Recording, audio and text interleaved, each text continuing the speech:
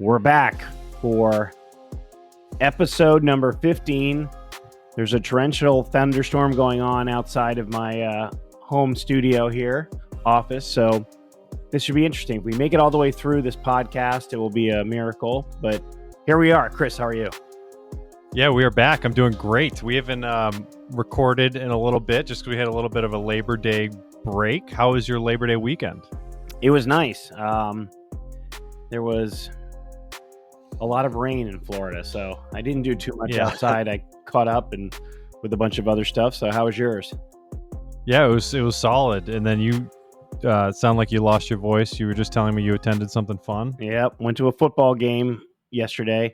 I'm going to give everybody a little bit of advice. If you want to go to a football game in Florida in September at 1 o'clock, it's not a great idea. It's about 92 degrees. We had a lightning delay for an hour and a half.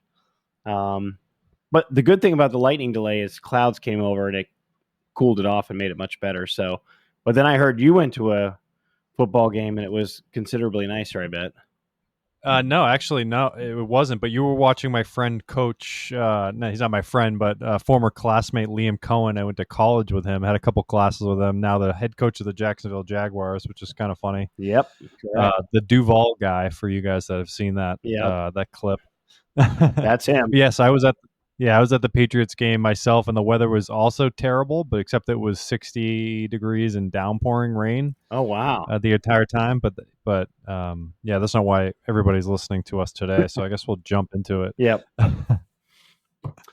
Well, I'm going to let you had some great questions. You had some stuff you wanted to get into. So I'm going to let you fire away. It's a question. Yeah, it's a question we get all the time. And it's people that want to get started on LinkedIn or social media and start to craft things. And I always get asked, it's like, do I need to post every day? Is posting every day actually necessary? I want to see what you thought about that. No, absolutely not. It's funny. Yeah. I've changed my mind on this a little bit. I used to say post as much as possible and throw out as much information as you possibly can. And then come to realize as the algorithms have been tweaked and they've utilized different types of analysis to figure out that if you want your information to go to that certain somebody or that certain ideal customer, they can make it happen. So I always say post as often as you would like or post the least amount that you would like. Whatever you do, just post. Yep, I agree. I like to post every day, and it's no reason that I just like to. I don't think that it's in everybody's best interest at all. That may change for me at some point. I wanted to share a statistic. Got from Kinsta, says that only 1% of LinkedIn users share content on a weekly basis. Wow.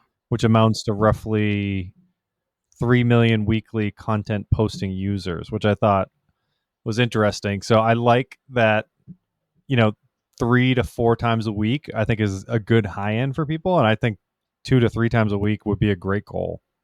Yeah, I totally agree. And I had some insane streak going like Seth Turnoff did, but I stopped posting on Sunday. I kind of just stopped, and sometimes I will, but most times I don't. And then I'm ready to go on Monday, and no longer, I used to beat myself up. Oh, I didn't post today. What am I going to do? I don't. If I just say that day I'm going, there's absolutely nothing interesting coming out of my mind, I'm just going to let it today go by and on to the next day. Yeah. And I wanted to share a thought that I have and I talk to people about, and I think you'll like this one, is you don't need to really post. You just need to engage, right? So if you're shy about posting and sharing your thoughts, whatever reason that is, professionally, you don't want to, be posting all the time because your company restrictions or whatnot, get out there and comment on some of the things that are in your ecosystem and clients you're trying to connect with or people that you're trying to connect with in whatever fashion. Comment, engage, send thoughtful messages that aren't like spammy, things like that. Oh yeah, exactly. On some levels, maybe commenting and DMing and that kind of communication may may work great More for you. effective. Yeah, it's very effective, and maybe you do it for the first.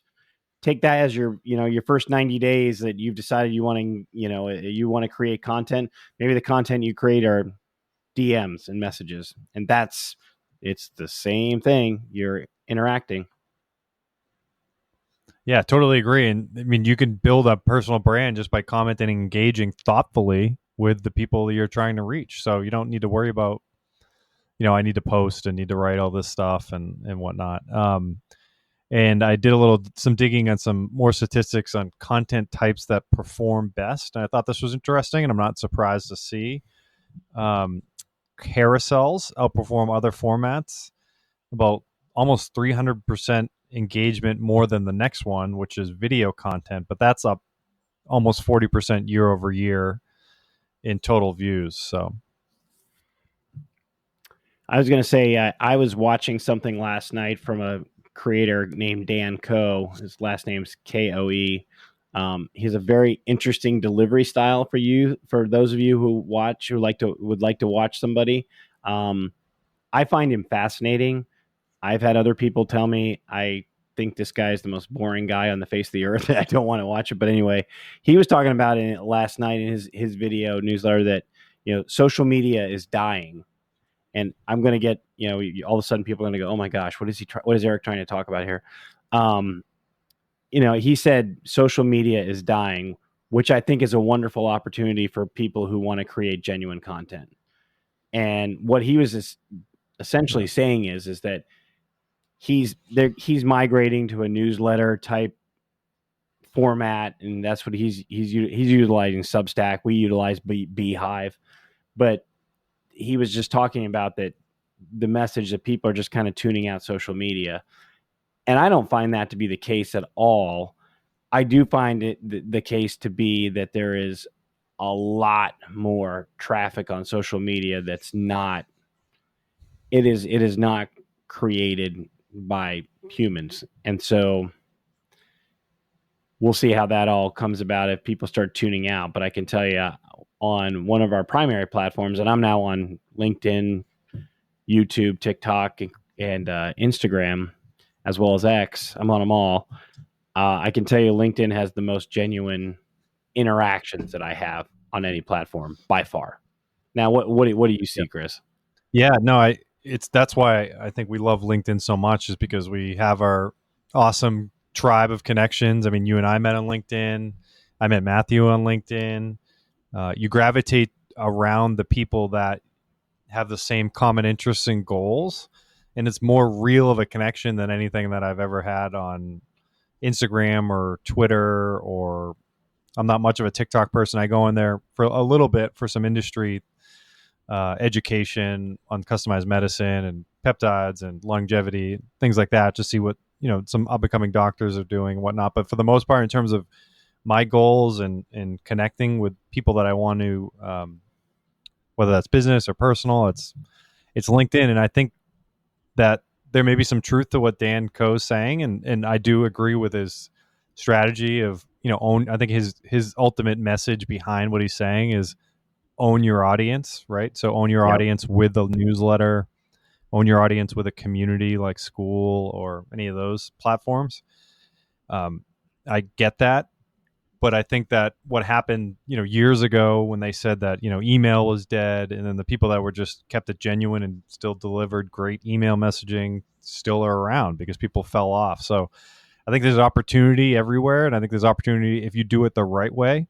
And it's what we teach. It's what we try to learn as we go, is to be the most authentic and genuine we can be based on our messaging and who we're trying to reach.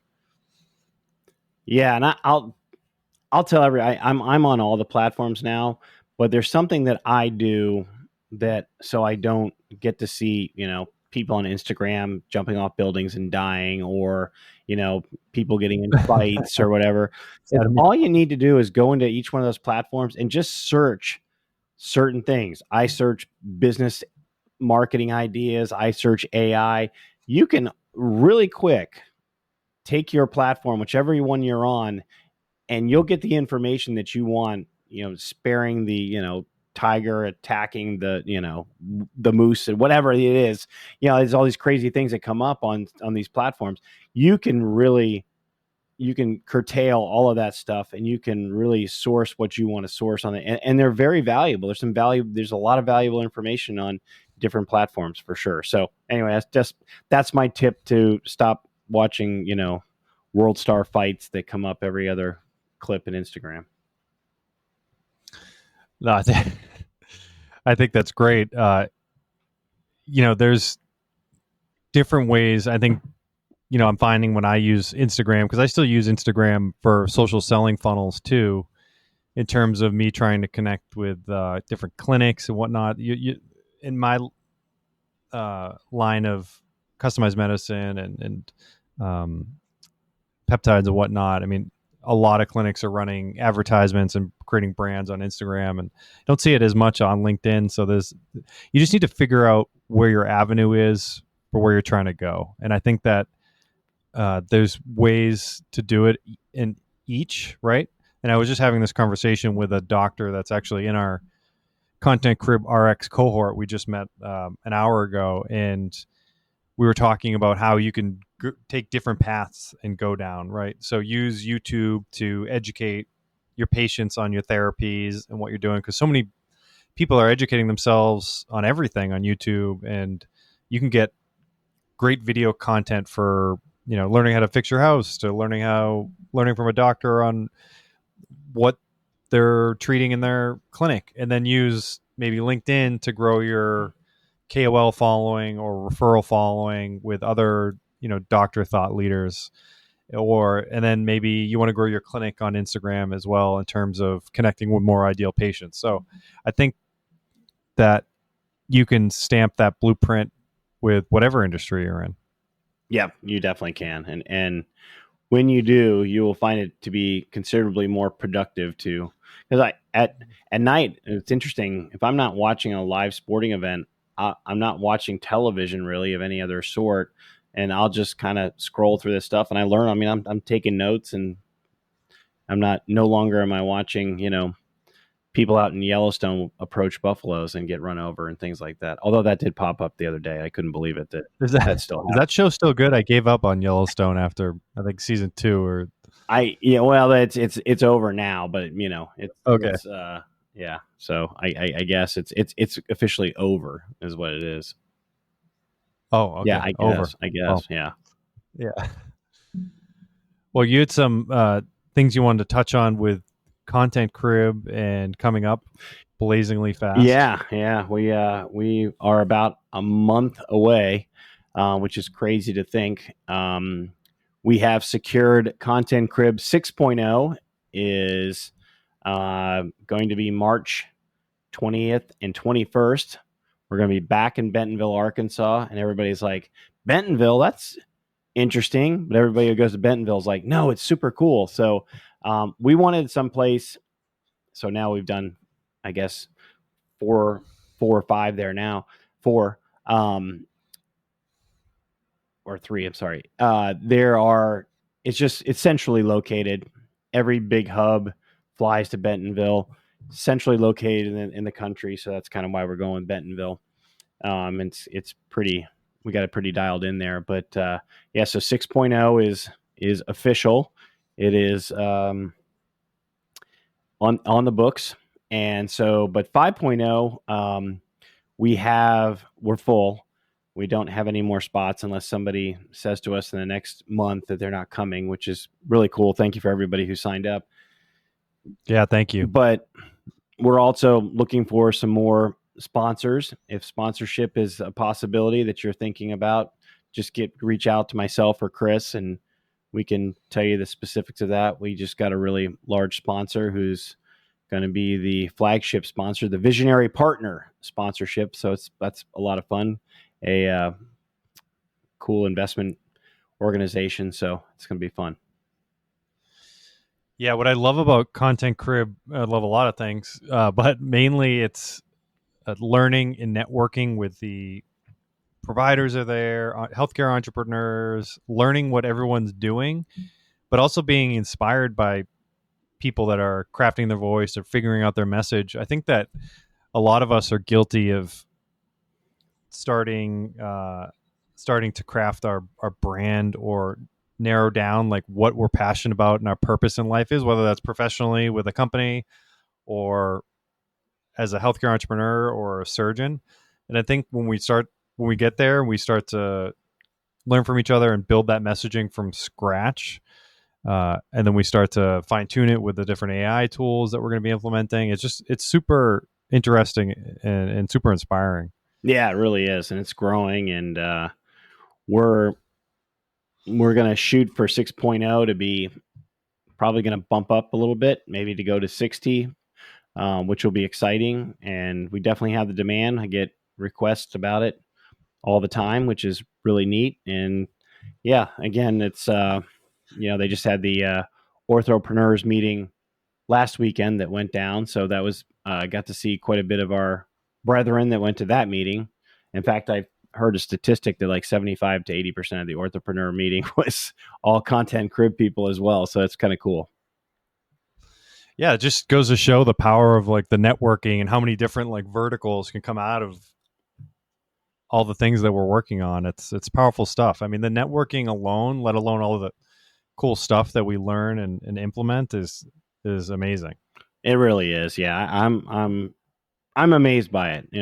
My wife said to me the other day, she was like, this weekend, she goes, "You guys don't realize what a just cool, powerful community you have." And I kind of thought about the word powerful, and I was like, yeah, you're right. It is pretty powerful. All the people that are sitting at that room. And I'll tell you the one thing that I love about Content Crib. I've been into a lot of meetings, and I'm not just touting the horn, tooting the horn here for everybody, but I've been to a lot of meetings where you got couple of those people that they just stand up and spout off, and you just like don't really want to listen to what they have to say, attendees. And there is the most humble group of people in one room that I've ever been around.